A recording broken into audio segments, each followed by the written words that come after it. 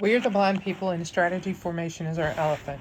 Since no one has had the vision to see the entire beast, everyone has grabbed a hold of some part or other and railed on it in utter ignorance about the rest. We certainly do not get an elephant by adding up its parts. An elephant is more than that. Yet to comprehend the whole, we also need to understand the parts. The next 10 chapters describe 10 parts of our strategy formation beast. Each forms one school of thought. These 10 chapters are framed by this first chapter, which introduces the schools as well as some ideas about strategy itself, and a last chapter which returns to the whole beast. In a colorful article entitled The Magic Number 7 Plus or Minus 2, Some Limits on Our Capacity for Processing Information, psychologist George Miller asks why we tend to favor a quantity of about 7 for categorizing things. For example, 7 wonders of the world, 7 deadly sins, 7 days of the week. This reflects our cognitive makeup. He concluded that 7 is about the number of chunks of information that we can comfortably retain in our short-term memories. 3 wonders of the world would fall a little flat, so to speak, while 18 would be daunting. But those of us interested in strategy are, of course, no ordinary mortals, at least in terms of our cognitive capacities, and so should be able to comprehend, say, one more than the magic number 7 plus 2. Accordingly, this book proposes 10 schools of thought on strategy formation. Cognition aside, in reviewing a large body of literature, 10 distinct points of view did emerge, most of which are reflected in management practice. Each has a unique perspective that focuses, like each of the blind men, on one major aspect of the strategy formation process. Each of these perspectives is, in one sense, narrow and overstated, yet in another sense, each is also interesting and insightful. An elephant may not be a trunk, but it certainly has a trunk, and it would be difficult to comprehend elephants without reference to trunks. The handicap of blindness does not have an unexpected advantage, sharpening the other senses to the subtleties that can escape those who see clearly. Accordingly, in each of the 10 subsequent chapters, we present one of the schools from its own limited perspective. Then we critique it to extract both its limitations and its contributions. These schools, together with the single adjective that seems best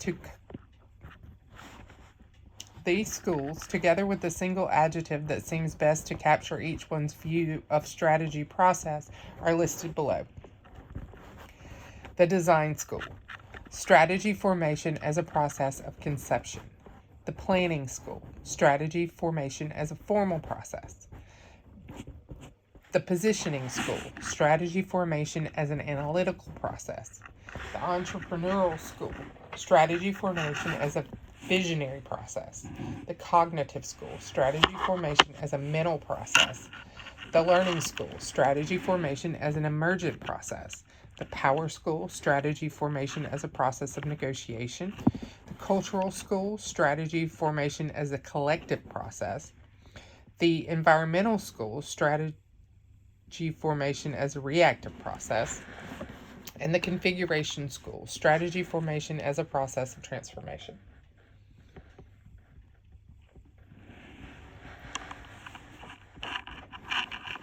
Our 10 schools fall into 3 groupings. The first 3 schools are prescriptive in nature, more concerned with how strategies should be formulated than with how they necessarily do form.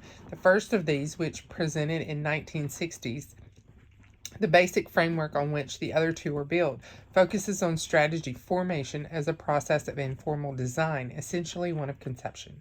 The second school, which developed parallel in the 1960s and peaked in a flurry of publications and practices in the 70s, formalized that perspective, seeking strategy making as a more detached and systematic process of formal planning.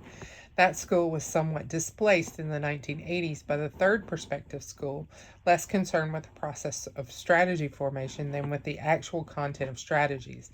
It's referred to as the positioning school because it focuses on the selection of strategic positions in the economic marketplace. The 6 schools that follow consider specific aspects of the process of strategy formation and have been concerned less with prescribing ideal strategic behavior than with describing how strategies do in fact get made.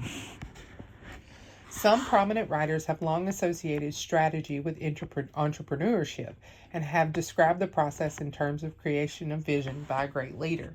But if strategy can be personalized vision, then strategy formation has also to be understood as the process of concept attainment in a person's head.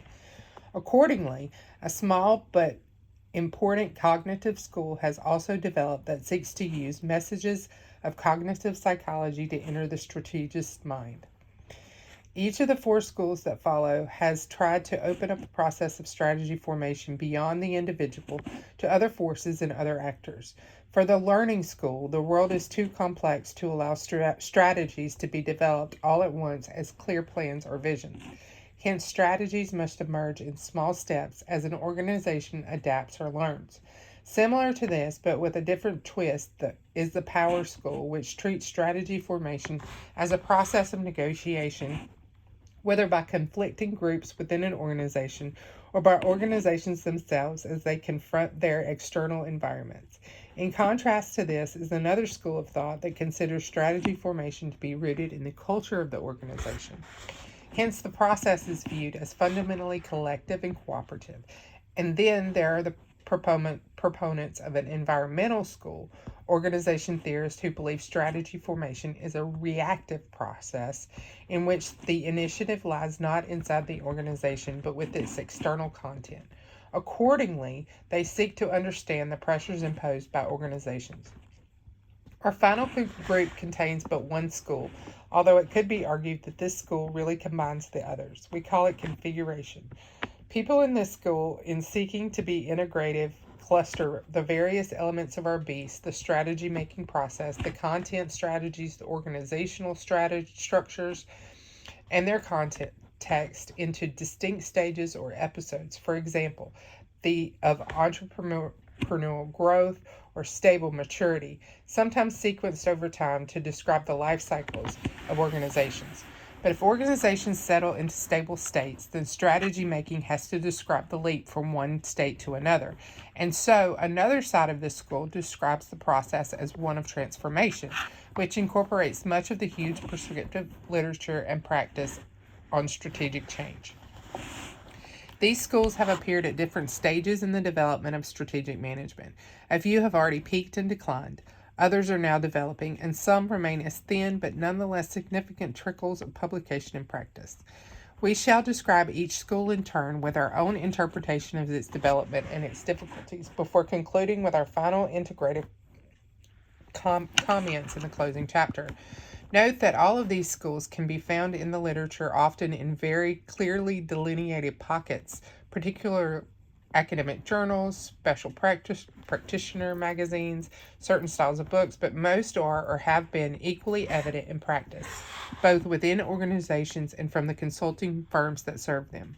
Practitioners read and are influenced by the literature, just as the literature is influenced by the practice. So this is a book of a school of thought on strategy formation, both in publication and in practice. Field review. The literature of strategic management is vast. The number of items we reviewed over the years numbers close to 2,000, and it grows larger every day. Of course, not all of this comes from the field of management. All kinds of other fields make important contributions to our understanding of the strategy process. William Starbuck has written that to discuss all aspects of organization which are relevant to adaptation means that one could legitimately discuss everything that has been written about organizations. This is, in fact, an understatement, because the last word in the quotation should read, collective systems of all kinds. What biologists write about the adaptation of species, for example, punctuated equilibrium, can have relevance for our understanding of strategy as a position or niche. What historians conclude about periods in development of society, such as revolution, can help explain different stages in the development of organizational strategies, for example, turnaround as a form of cultural revolution. Physicists' descriptions of quantum mechanics and mathematicians' theories of chaos may provide insights into how organizations change, and so on. Add to this all the other literatures that are more commonly recognized as relevant to the study of organizations, psychology on human cognition, as well as leadership charisma, anthropology on cultures and society, economics on industrial organization, urban planning on formal planning processes, political science on public policy making, military history on strategies of conflict, and on. And the result is an enormous, dispersed body of literature capable of rendering all sorts of insights. At the limit, strategy formation is not just about values and visions, competencies and capabilities, but also about the military and the Moonies, crisis and commitment, organizational learning and punctuated equilibrium, industrial organization and social revolution. We consider this literature in its own terms. We do not, however, seek to review it comprehensively. We had no more wish to write several thousand pages than most people have to read it. This, in other words, is a field review, not a literature review. We seek to cover the literature and practice to set it out different angles, orientations, tendencies. In so doing, we cite published work either because it has been key to a school or else because it well illustrates a body of work. We apologize to the many insightful writers and consultants whose work is not mentioned. We hope that we have left out no significant bodies of work. We must add one point, however. There is a terrible bias in today's management literature toward the current, the latest, the hottest. This does a disservice, not only to all those wonderful old writers, but especially to readers who are all too frequently offered the trivial new instead of the significant old. We express no such bias in this book. Ours is a review of the evolution as well as the current state of this field. Later in this book, we argue that ignorance of an organization's past can undermine the development of strategies for its future. The same is true for the field of strategic management. We ignore past work at our own peril. Indeed, we believe that time works on the literature and practice of strategic management much like it works on wine and barrels. It reveals what is excellent. We therefore apologize to no one for reminding the reader of so many wonderful old publications. Important.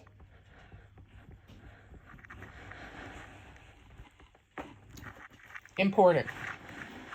5 P's for strategy. The word strategy has been around for a long time. Managers now use it both freely and fondly. It's also considered to be the high point of managerial activity. For their part, academics have studied strategy extensively for about 2 decades now. While business schools usually have their final required capstone a course in strategic management, the word strategy is so influential. But what does it really mean? It's part of human nature to look for a definition for every concept. Most of the standard textbooks on strategy offer that definition, usually presented in the introductory chapter, more or less as follows. Top management plans to attain outcomes consistent with the organization's missions and goals. No doubt self-definitions have been dutifully memorized by generations of students who later use them in thousands of corporate reports. We offer no such easy definition here.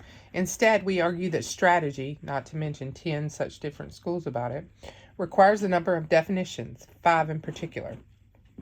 Ask someone to describe strategy and you will likely be told that strategy is a plan or something equivalent, a direction, a guide, a course of action into the future, a path to get from here to there. Then ask that person to describe the strategy that his or her own organization or that of a competitor actually pursued over the past 5 years. Not what they intended to do, but what they really did. You will find that most people are perfectly happy to answer that question, oblivious to the fact that doing so differs from their very own definition of the term. It turns out that strategy is one of those words that we inevitably define in one way, yet often use it in another. Strategy is a pattern that is consistency in behavior over time. A company that perpetually markets the most expensive products in the industry pursues what is commonly called a high-end strategy, just as a person who always accepts the most challenging of jobs may be described as pursuing a high-risk strategy. There's a figure. Figure 1 contrast strategy as plan, looking ahead, with strategy as pattern, looking at past behavior. Now, both definitions appear to be valid. Organizations develop plans for their future, and they also evolve patterns out of their past. We call one intended strategy and the other realized strategy. The important question thus becomes, must realized strategies always have been intended? That intended strategies are not always realized is too evident in practice.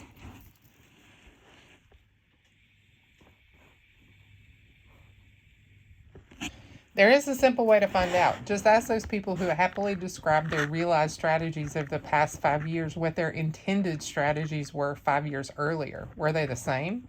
A few may claim that their intentions were realized perfectly, suspect their honesty. A few others may answer that they realized the strategies had nothing to do with what they intended, suspect their behavior.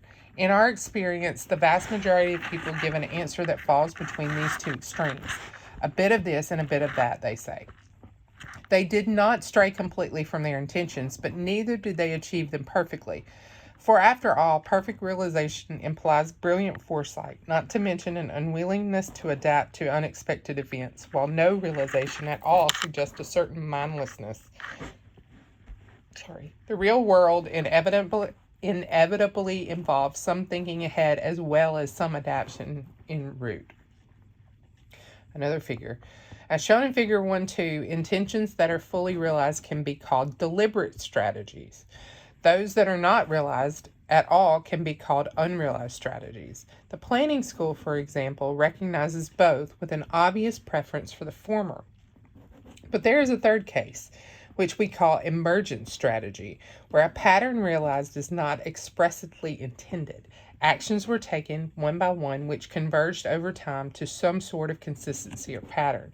For example, rather than pursuing a strategy, plan of diversification, a company simply makes diversification decisions one at a time, in effect testing the market.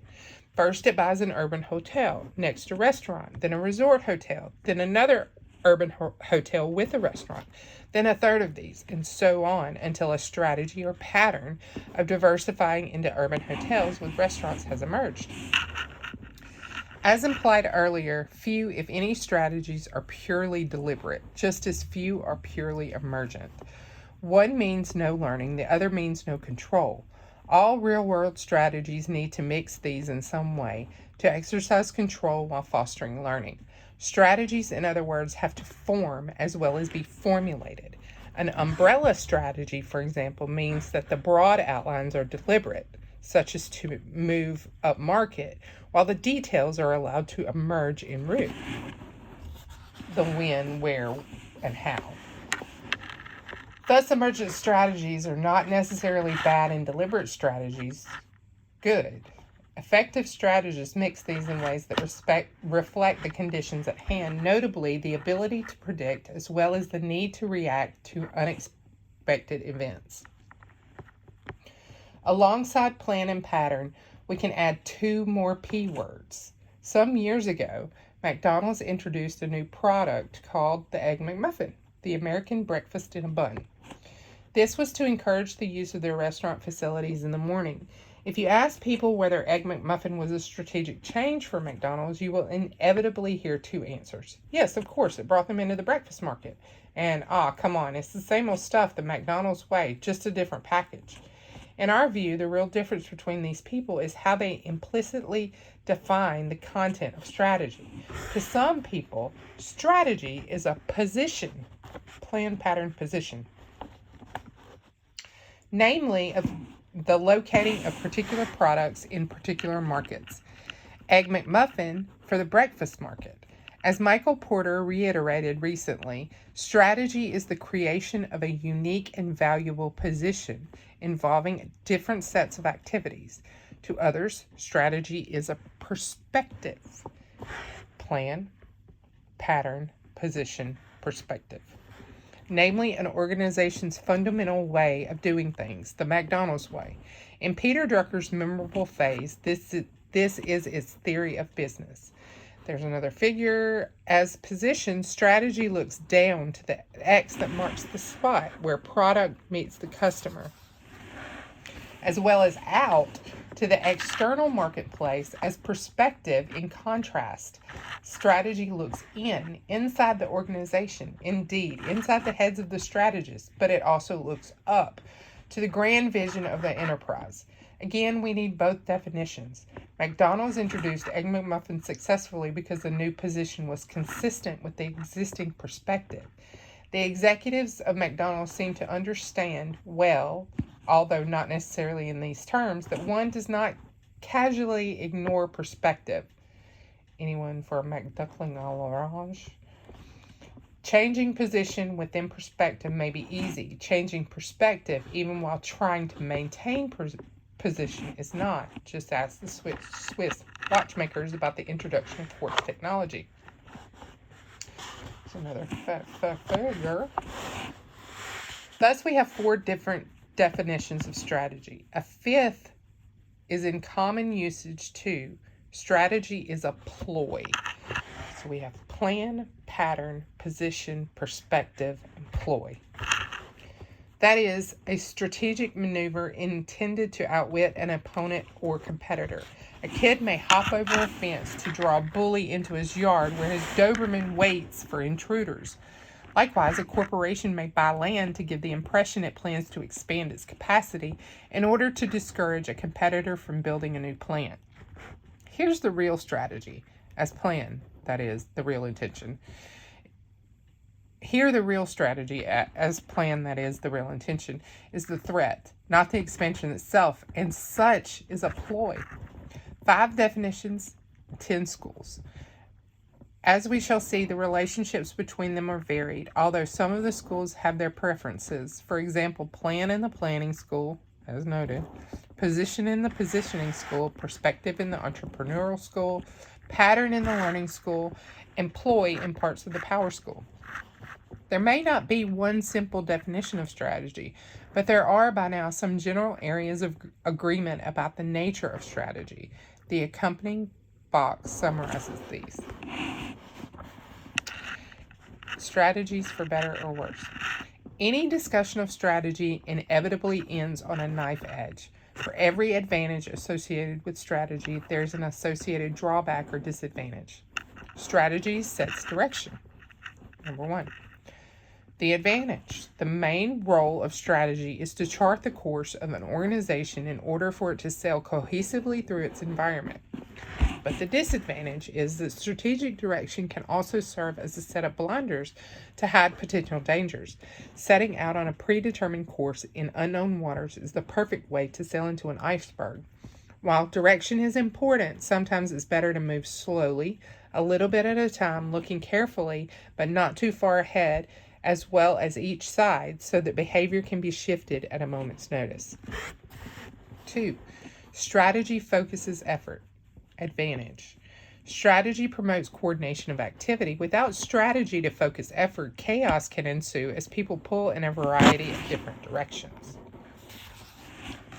But the disadvantage, groupthink arises when effort is too carefully focused. There may be no peripheral vision to open other possibilities. A given strategy can become too heavily embedded in the fabric of the organization. Number 3.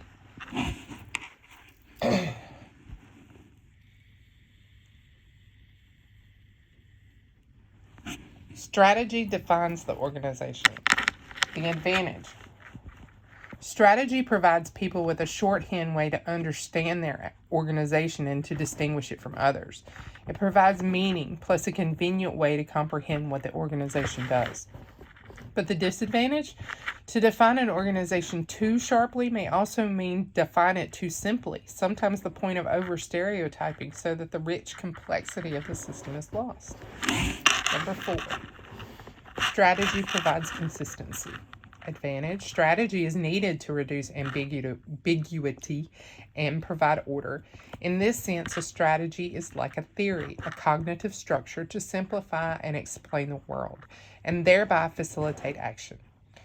But the disadvantage, Ralph Waldo Emerson said, a foolish consistency is the hobgoblin of little minds. Creativity thrives on inconsistency by finding new combinations of hitherto separate phenomena. It has to be realized that every strategy, like every theory, is a simplification that necessarily distorts reality. Strategies and theories are not reality themselves, only representations or abstractions of reality in the minds of people. No one has ever touched or seen a strategy. That means that every strategy can have a misrepresenting or distorting effect. That's the price of having a strategy. We function best when we can take things for granted, at least for a time.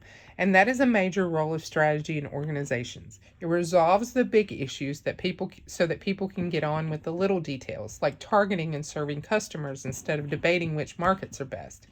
Even chief executives most of the time must get on with managing their organizations in a given context. They cannot constantly put that context into question. There is a tendency to picture the chief executive as a strategist, up there conceiving the big ideas while everyone else gets on with the little details. But the job is not like that at all. A great deal of it has to do with its own little details, reinforcing the existing perspective and culture through all kinds of figurehead duties, developing contacts to find important information, negotiating agreements to reinforce existing positions, and so on. The problem with this is, of course, that eventually situations change. Environments destabilize, niches disappear, opportunities open up. Then all that is constructive and effective about an established strategy becomes a liability. That's why, even though the concept of strategy is rooted in stability, so much of the study of strategy focuses on change. But while formulas for strategic change may come easily, the management of that change, especially when it involves shifting perspective, comes hard. The very encouragement of strategy to get on with it is its very role in protecting people in the organization from distraction, impedes their capacity to respond to changes in the environment. In other words, retooling is expensive, especially when it's human minds and not just machines that have to be retooled. Strategy is a mental set, can blind the organization to its own outdatedness. Thus, we conclude that strategies are to organizations what blinders are to horses. They keep them from going in a straight line, but hardly encourage peripheral vision. They keep them going in a straight line, but hardly encourage peripheral vision.